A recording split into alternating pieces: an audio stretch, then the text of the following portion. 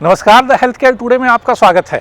आज हम फिर से बात करेंगे लकवा की, यानी कि ब्रेन स्ट्रोक की। ब्रेन स्ट्रोक पे काफ़ी सारी बातें होती है, लेकिन कई ऐसे इम्पॉर्टेंट पॉइंट हैं जिसे छोड़ दिया जाता है।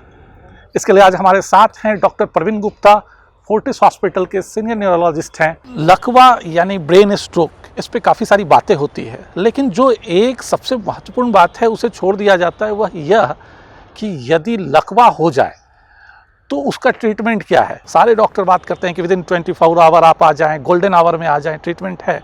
लेकिन हमारे काफ़ी सारे ऐसे दर्शक हैं जिन्हें यह जानकारी ही मिलती है लकवा मारने के 15 दिन के बाद, 1 महीने के बाद। तो उस तरह के मरीजों के लिए क्या कोई संभावना है, क्या कोई ट्रीटमेंट है? बहुत अच्छा सवाल पूछा है मिश्रा जी आपने, क्योंकि एक्यूट ट्रीटमेंट पे तो हम सब लोग फोकस करते हैं, उसकी बात करते हैं। पर जो लोग देहात में रहते हैं, छोटे शहरों में रहते हैं, जिनको फैसिलिटीज़ अवेलेबल नहीं हैं, वो लोग इमिडिएटली गोल्डन आवर में ट्रीटमेंट वास्तव में करा नहीं सकते हैं। तो ऐसे बहुत सारे लोग हैं जिनको लकवा 1 दिन, 2 दिन, 10 दिन बाद मालूम चला, जैसा आपने कहा, और जो आज भी पैरालिसिस से, ज़बान के तुतलाने से, यादाश्त की कमी से, व्यवहार की दिक्कत से ग्रसित हैं। तो अगर आप गोल्डन आवर में ट्रीटमेंट नहीं करा पाए, फिर भी हल्के ब्लड थिनर से, कोलेस्ट्रॉल की दवाई से, बीपी और डायबिटीज़ के एप्रोप्रिएट कंट्रोल से, दिमाग को तेज़ करने की दवाई, और जो दिमाग के ट्रांसमीटर दिमाग में डैमेज होने के कारण लकवे से खराब हो जाते हैं, बनना कम हो जाते हैं, सेल जो दिमाग की कोशिकाओं हैं उनको काम करने के लिए ट्रांसमीटर नहीं बचते, उन ट्रांसमीटर की आपूर्ति करने से, दवाओं से वो ट्रांसमीटर देने से यादाश्त बेहतर हो सकती है, व्यवहार ठीक हो सकता है, हाथ पैर की जो ताकत है वो बढ़ सकती है। हाथ पैर में लकवे के बाद जो टाइटनेस आ जाती है, सख्तपन आ जाता है, वो दवाओं से और इंजेक्शन से ठीक हो सकता है। आदमी की चाल बेहतर हो सकती है, उसकी आवाज़ बेहतर हो सकती है। ये सब संभव है। हमने लकवे का इलाज 10 दिन बाद, 20 दिन बाद, 1 महीने बाद, 3 महीने बाद, 6 महीने बाद भी किया है, सालों बाद भी किया है, क्योंकि हमारे ब्रेन में खुद को ठीक करने की एक क्षमता है जो भगवान ने निश्चित रूप से बनाकर हमको दी है। उस क्षमता को उजागर करने को, उस क्षमता को बाहर निकालने की कोशिश से हम देर से आने वाले मरीजों की भी मदद कर सकते हैं और उनको काफ़ी फ़ायदा पहुंच सकता है। लेकिन एक सवाल उठता है कि बिना ऑक्सीजन सप्लाई के अगर क्लॉट जम गया ब्रेन स्ट्रोक में, तो जो उससे जुड़े हुए सेल हैं, जो कोशिका जितने भी हैं, वो सारे डैमेज हो चुकी होती है। फिर किस तरह से, किस लेवल के पेशेंट को आप ठीक कर पाते हैं? क्योंकि जो महीने दिन के बाद आपके पास पहुंचता है वो पूरी तरह से लकवाग्रस्त हो चुका रहता है, उसके सारे सेल डैमेज हो चुके होते हैं। फिर आखिर उसे रिकवर कैसे करते हैं, उस पर बताएं। बहुत ही अच्छा सवाल पूछा मिश्रा जी आपने। लकवे की जो नस है उसके आगे के सारे सेल डैमेज हो गए, पर उसके आसपास के जो सेल हैं वो अभी जिंदा हैं। जैसे अगर किसी के घर में एक आदमी को चोट लग जाए तो बाकी लोग उसका काम करने लगते हैं और उसका काम करके घर का पूरा काम चलाते रहते हैं सुचारू रूप से। ऐसे ही ब्रेन के जो बाकी सेल हैं जो इस लकवे की नस से आघात नहीं हुए, वो अपना काम बदलकर इन सेल्स का काम करने लगते हैं और इन सेल के काम से जो कमी आती है उसे पूरा करने की कोशिश करते हैं। इस चीज़ को हम न्यूरोप्लास्टिसिटी बोलते हैं, मतलब सेल अपना रूप और अपना काम बदल लेते हैं। हम जिस इलाज की बात कर रहे हैं वो इन्हीं सेल्स को अपना काम बदलने में और अपना काम, बदला हुआ काम अच्छे से करने को प्रेरित करता है, ब्रेन को नए ट्रांसमीटर सप्लाई करके। इसीलिए न्यूरोप्लास्टिसिटी मतलब बचे हुए सेल्स से खराब हुए सेल्स का काम करने से धीरे धीरे आदमी बेहतर हो सकता है। अगर किसी आदमी के 80% सेल डैमेज हो गए तो उसके पास 20% सेल बचे हैं, इसका मतलब उसे इलाज से शायद इतना फ़ायदा ना हो। पर अगर किसी के 20% सेल डैमेज हुए हैं तो उसके 80% सेल बचे हैं।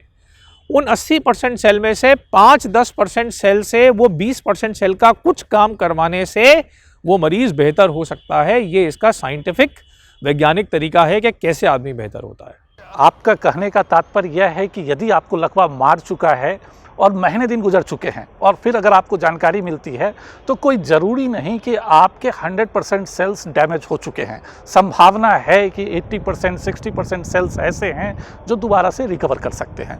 डॉक्टर प्रवीण, एक सवाल उठता है कि यह अगर न्यूरोप्लास्टी की बात की जाए, जिस तरह की बातें आप कर रहे हैं कि न्यूरोप्लास्टी से रिकवर हो जाएगा, क्या टाइम फ्रेम होता है, कितने दिनों में रिकवर हो जाते हैं पेशेंट? देखिए क्या होता है कि अगर आपको हाथ में चोट लगी, जैसे छोटी सी चोट यहाँ लगी, तो वो भी खुरन आकर 3 से 6 हफ्ते में ठीक होती है।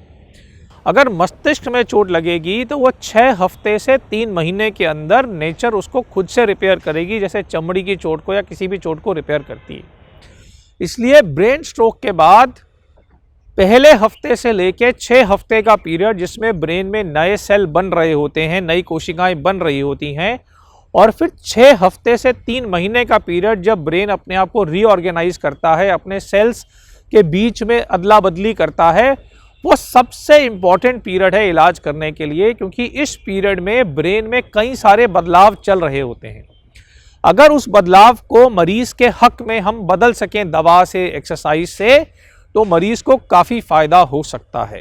पर अगर आपको 6 महीने हो गए हैं और फिर भी आपको कुछ कठिनाई है, जैसे आप बोल ठीक से नहीं पाते, आपकी याददाश्त कम है, हाथ पैर बहुत सख्त हैं, तो ऐसी दवाएं उपलब्ध हैं जो ब्रेन के ट्रांसमीटर की कमी पूरी करके इस स्थिति में भी फ़ायदा कर सकती हैं।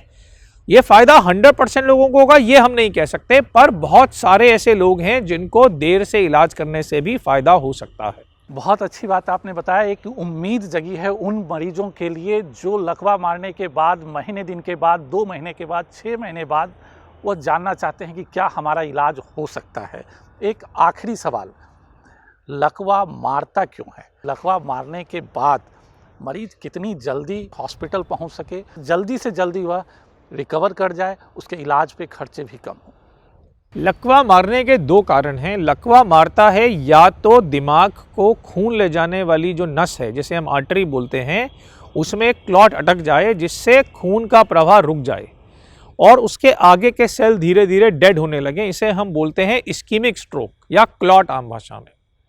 दूसरा, ब्रेन को रक्त ले जाने वाली धमनी अगर फट जाए और ब्रेन में लीकेज हो जाए और वो ब्लड उन कोशिकाओं पर जम जाए, तो उससे भी लकवा मारता है। ये 2 कॉमन ब्रेन स्ट्रोक के कारण हैं। इन दोनों का इलाज परस्पर विरोधी है। अगर क्लॉट जमेगा तो ब्रेन की नस में से क्लॉट निकालने के लिए खून को पतला करना पड़ेगा, और अगर खून रिसेगा तो खून को गाढ़ा करना पड़ेगा। इसीलिए हम बोलते हैं कि अगर ब्रेन स्ट्रोक हो तो अपने आप से घर में ब्लड थिनर ना खाएं। तुरंत नियरेस्ट अस्पताल जिसमें एक सीटी स्कैन की अवेलेबिलिटी है वहां जाएं, क्योंकि सीटी क्लॉट हुआ है या हेमरेज हुआ है इसको डिफरेंशिएट कर सकता है, चाहे क्लॉट को देख नहीं सकता है। अगर एमआरआई कर सकते हैं तो और भी अच्छी बात है। 4.5 घंटे के अंदर हम इंजेक्शन द्वारा उस क्लॉट को खोल सकते हैं, और हमने जब हम इंजेक्शन लगा रहे होते हैं टेबल पे ही मरीजों का पैरालिसिस ठीक होते बहुत बार देखा है। अगर मरीज उससे लेट हो जाए और उसकी बड़ी नस में क्लॉट फंसा हो, तो हम तार के रास्ते उस क्लॉट को फंसा के नस में से खींच के बाहर निकाल सकते हैं, और यह काम 24 घंटे तक भी फायदा देता है। अगर मरीज को हेमरेज हो तो हम हेमरेज को दवा से, ब्लड प्रेशर से कंट्रोल कर सकते हैं, उसकी सूजन कम कर सकते हैं, और कुछ केसेस में सर्जरी की भी आवश्यकता है। पर समझिए कि हर घड़ी आपके ब्रेन के सेल खराब हो रहे हैं, इसलिए हर घड़ी, हर क्षण कीमती है। जितना जल्दी हो सके उतना जल्दी इलाज करें, क्योंकि जितना जल्दी करेंगे उतना ज़्यादा फ़ायदा होगा और लॉन्ग टर्म में उतना ही पैसा कम खर्च होगा। एक छोटा सा क्रॉस क्वेश्चन फिर से निकल कर आता है कि आपके ये प्रोग्राम देश के कोने कोने में देखा जा रहा है, गांव के भी लोग देख रहे हैं, शहर के भी लोग देख रहे हैं, कुछ ऐसे लोग हैं जो मेट्रो सिटी में हैं। मेट्रो सिटी वाले तो इमीडिएट आपके पास आ जाएं या किसी भी अच्छे न्यूरोलॉजिस्ट के पास जा सकते हैं, लेकिन जो हमारे गांव के दर्शक हैं जहां कोई न्यूरोलॉजिस्ट नहीं है, आप उन दर्शकों के लिए बताएं, क्योंकि यदि अगर आप कह रहे हैं कि आप ब्लड थिनर ना लें, ब्लड को पतले करने वाली दवाई ना लें, और वहाँ पे न्यूरोलॉजिस्ट भी नहीं है, सीटी स्कैन भी नहीं है, ऐसे हालात में प्राइमरी ट्रीटमेंट क्या हो? आपके यह वीडियो एक प्लेन एमबीबीएस भी देख रहे हैं, तो वो इमीडिएट ट्रीटमेंट क्या दें जो पेशेंट का रिकवरी टाइम थोड़ा सा मिल जाए उसे अच्छे हॉस्पिटल न्यूरोलॉजिस्ट के पास पहुंचने का? देखिए, अगर सीटी स्कैन की अवस्था है, और सीटी स्कैन तो छोटे छोटे शहरों में भी आजकल है, तो सीटी करना चाहिए, क्योंकि सीटी 1 मिनट में बता देता है कि हेमरेज है कि क्लॉट है। अगर आप दूर दराज के ऐसे गाँव में हैं जहाँ सीटी करने की भी क्षमता नहीं है आपके पास, तो जिन लोगों का ब्लड प्रेशर बहुत ज़्यादा हाई नहीं है, जिन लोगों को बेहोशी नहीं आई है या धीरे धीरे बेहोशी नहीं बढ़ रही है या दौरा नहीं पड़ा है साथ साथ, ऐसे लोगों को ब्रेन में हेमरेज होने का चांस बहुत कम है। तो ऐसे लोग ब्लड थिनर ले सकते हैं अगर उनके पास सीटी या एमआरआई कराने की संभावना नहीं है। पर अगर बेहोशी है, ब्लड प्रेशर बहुत ज़्यादा है, 180-200 से ऊपर है, पैरालिसिस बहुत तेज़ी से बढ़ रहा है या दौरा पड़ रहा है साथ में, तो अपने आप से ब्लड थिनर ना लें, क्योंकि ये क्लॉट होने की जगह हेमरेज होने के लक्षण हैं ये सारे के सारे। तो सुना आपने, ब्रेन हैमरेज या ब्रेन स्ट्रोक की अगर बात हो तो एक नई उम्मीद जगी है उन मरीजों के लिए जो ब्रेन स्ट्रोक के बाद लकवे का शिकार हो चुके हैं और महीने दिन तक इलाज नहीं ले पाए। अब जाकर उन्हें पता चल रहा है कि उनका इलाज संभव है। लेकिन फिर भी हमारी आपसे रिक्वेस्ट है कि यदि ब्रेन स्ट्रोक होता है तो आप जितने जल्दी हॉस्पिटल पहुंचते हैं उतने जल्दी आप रिकवर हो सकते हैं, आपके इलाज के खर्चे भी कम होंगे। गोल्डन आवर 4.5 घंटे का माना जाता है, फिर भी यदि आप 24 आवर के अंदर अगर हॉस्पिटल पहुंच जाते हैं तो आपका इलाज जल्दी से जल्दी पूरी तरह संभव है। हम रखें आपका ख्याल।